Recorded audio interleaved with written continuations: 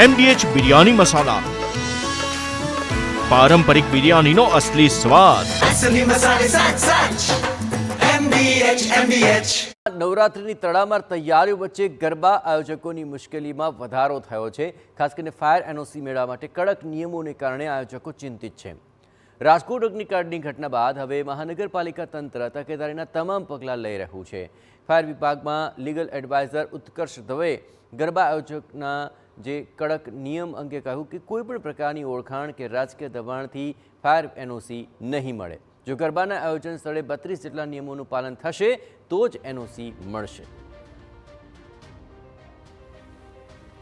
નવરાત્રિને લઈને આયોજકોની મુશ્કેલી વધી ગઈ છે, કારણ કે ફાયર એનઓસીમાં કોઈ પણ પ્રકારના નિયમનો ભંગ કર્યો હશે તો તેમને એનઓસી નહીં મળે તે નિશ્ચિત છે.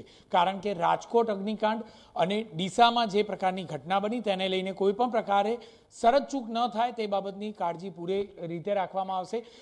લીગલ એડવાઇઝર આપણી સાથે છે, તેમની સાથે વાત કરીશું.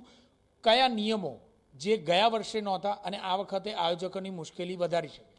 સૌથી પહેલાં તો આપણે એ વસ્તુ ચોક્કસ કરવાની સમજવાની જરૂરત છે કે જે નવરાત્રિનો પર્વ છે એ મા અંબા જગતજનનીની આરાધનાનો પર્વ છે અને તે પર્વના સંદર્ભે ગુજરાત સરકાર ખૂબ જ ચોક્કસ છે કે આ પર્વ 9 દાડા માતાજીની આરાધનાના જે છે એ કોઈપણ પ્રકારની ટ્રેજેડી કે જાનહાનિ વગર વીતે. જે સંદર્ભે અમદાવાદનો જે ફાયર ડિપાર્ટમેન્ટ છે એને ચોક્કસપણે એક 32 નિયમોની યાદી બહાર પાડી છે, લિસ્ટ બહાર પાડી છે, જે લિસ્ટનું આયોજકોએ પાલન કરવાનું રહેશે. જો આ 32 નિયમોને સરળતામાં આપણે સમજવાનો પ્રયાસ કરીએ તો ચોક્કસપણે એવું કહી શકાય કે તમામ આયોજકોએ એક ટેમ્પરરી ફાયર સર્ટિફિકેટ મેળવવાનું રહેશે, જે સંદર્ભે એ ગેરંટી આપશે કે અમે આ 32 નિયમોનું પાલન કરીશું. કોઈ પણ આયોજક પંડાલની અંદર અથવા પંડાલથી નજીક પણ એલપીજી સિલિન્ડરનો ઉપયોગ કરી શકશે નહીં. ચોક્કસપણે આયોજકોએ જે છે એ પંડાલની અંદર મિનિમમ 2 એક્ઝિટ ગેટ રાખવા પડશે અને 2 એક્ઝિટ ગેટની ઉપર એમને મોટી રીતે એક્ઝિટ એવું લખવું પડશે કે જો પંડાલની અંદર કોઈ સ્ટેમ્પીડ થાય કે કોઈ ભાગદોડી થાય તો એ એક્ઝિટ ગેટ એમને વંચાઈ શકે. ત્રીજી અગત્યની વાત આપણે જોઈએ તો જે માતાજીનો પંડાલ વચ્ચે બનશે, માતાજીની મૂર્તિ મુકાશે, ફોટો મુકાશે ને જો કદાચ કોઈ આયોજક યજ્ઞકુંડ બનાવે છે અથવા યજ્ઞકુંડ સમાન કોઈક બીજી વ્યવસ્થા કરે છે જ્યાં અગ્નિ પ્રગટાવવાનો વિષય આવશે તો એ ચોક્કસપણે રેતીની ઉપર કરવામાં આવશે. તેની આજુબાજુ કોઈ પણ ફેબ્રિકનો ઉપયોગ થશે નહીં અને જો જે એની મેઇન સ્વિચ બોર્ડ જે રાખવાની હશે એની આજુબાજુ કોઈ પણ પ્રકારનો ફેબ્રિકનો ઉપયોગ નહીં કરાય.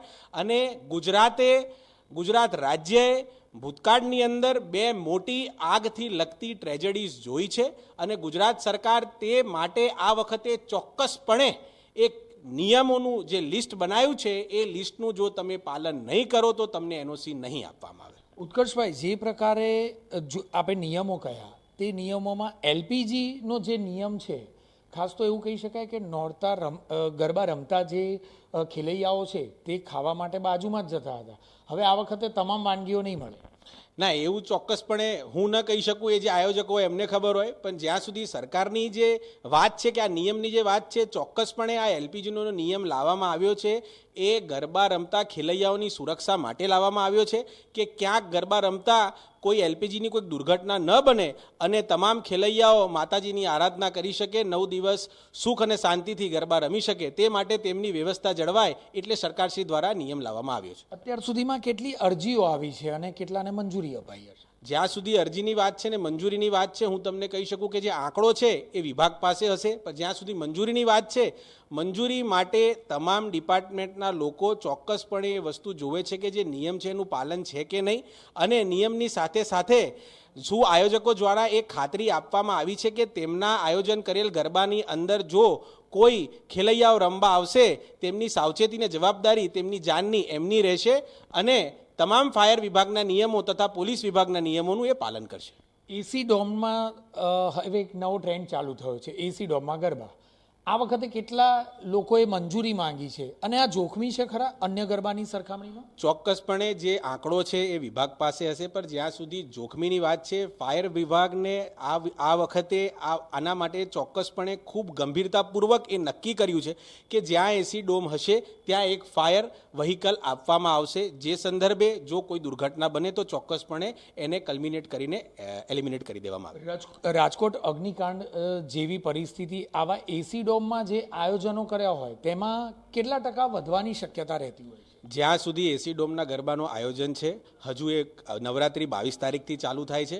હું આપને સરળતાપૂર્વક એક વાત કહીશ કે હજુ જોઈએ છે કે કેટલા નિયમોનું પાલન કર્યું છે, કેટલા લોકોને એનઓસી મળશે, એના પછી કેટલા ગરબાઓ થાય છે એ આપણને ચોક્કસપણે ખબર પડશે. રિજેક્ટ થવાના ચાન્સીસ કેટલા છે? કારણ કે હવે જોઈએ તો કીડિયારું ઉભરાય તે રીતે હવે આયોજકો ઉભરાયા છે. પટેલ સાહેબ, તમને એક વસ્તુ ચોક્કસપણે કહી શકું છું કે ગુજરાત સરકાર ભૂતકાળથી શીખી છે અને આ વખતે એક શોર્ટની અંદર આપણે એવું સમજી શકીએ છીએ, જો નિયમોનું પાલન તમે નહીં કરો, કોઈ ભલામણ ચાલશે નહીં, કોઈ પ્રકારની બીજી વસ્તુ ચાલશે નહીં, ફક્ત નિયમ ચાલશે અને કાયદો ચાલશે. જો તમે નિયમનું પાલન કરશો તો તમને ગુજરાત ફાયર વિભાગ, ખાસ કરીને અમદાવાદ ફાયર વિભાગ એની એનઓસી આપશે, નહીં તો તમે જાણો અને તમારા ગરબા જાણે.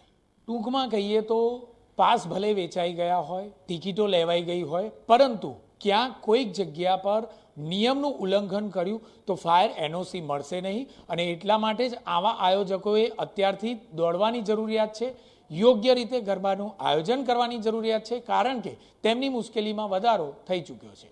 કેમેરામેન મનીષ ત્રિવેદી સાથે Jignesh Patel, TV9 Ahmedabad. MDH kitchen king masala રસોડામાં હોય તો આપણે કંઈ પણ બનાવી શકીએ છીએ. રીંગણાનો ઓળો, બટેટા ફુલાવર, ભીંડી મસાલા અને બીજું ઘણું બધું. MDH